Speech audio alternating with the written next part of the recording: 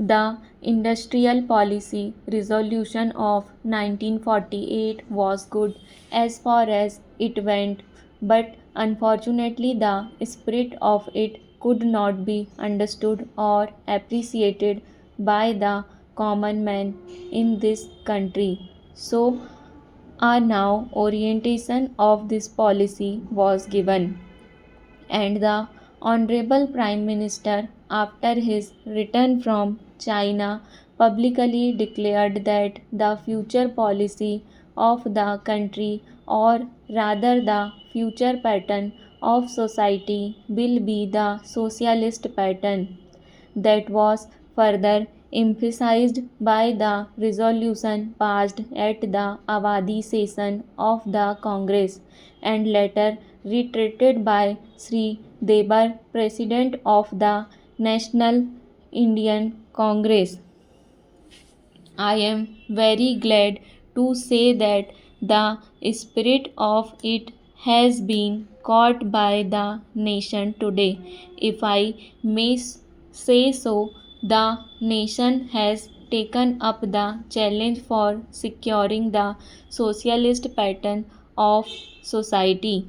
It behaves all sections, both inside this house as well as outside, without having mutual recriminations, to try and propagate in a sincere manner and establish the socialist pattern of society indicated by the statements of the great leaders of our country.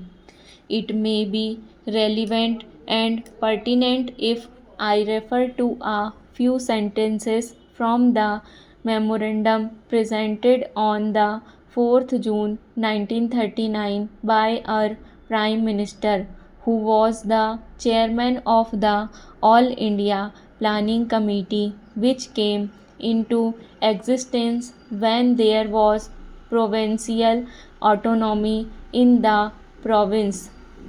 On pages 39 and 40 of the report, he stated, "It is clear that the drawing up of a comprehensive national plan becomes clearly an academic exercise with no relation to reality unless the planning authority of those to whom it is responsible are in a position to give effect to the plan.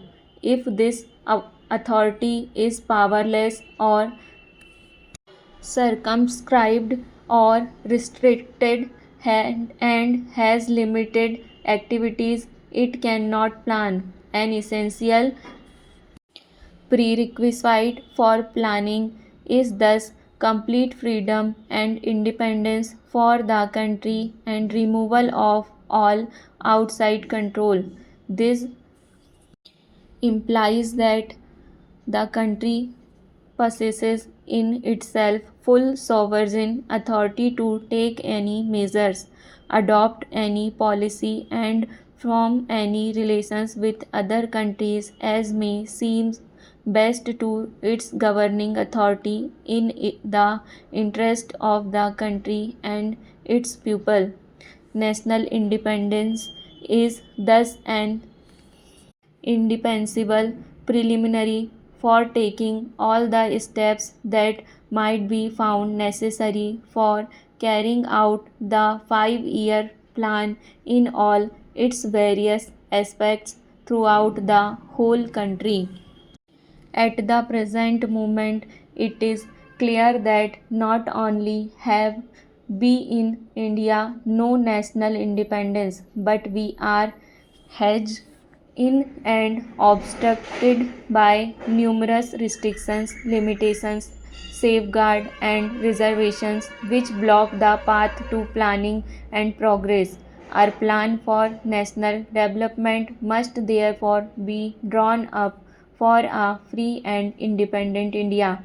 Thanks to the sacrifices made by millions of our countrymen and countrywomen under the leadership of the father of the nation, Mahatma Gandhi, we have today secured complete sovereign political independence at a time when the nations of the world were engaged in the bitterest struggle using all the weapons of destruction. If there we have secured political independence during the period of a quarter of a century, it should not be difficult, especially when we are today masters in for our own country to secure a socialist pattern of society as has already been indicated. But it requires the assistance, the propaganda, the active work of all those who are interested in this.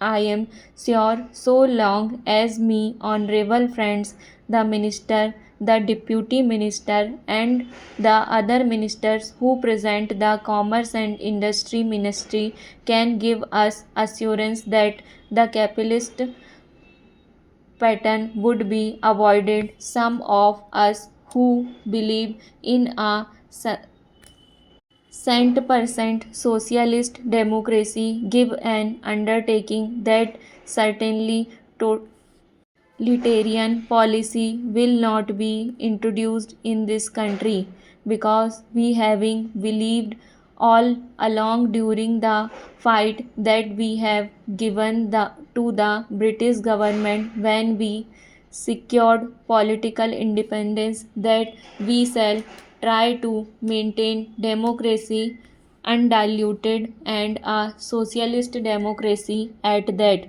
I am absolutely certain that in this country of ours, liberty of thought, liberty of speech, and liberty of action will be guaranteed for every citizen to express his views in the manner be pleased. I therefore assure my honorable friends that so long as we do not, in the grab of a socialistic pattern, support a capitalized system, India will stand 100% for a socialist democracy.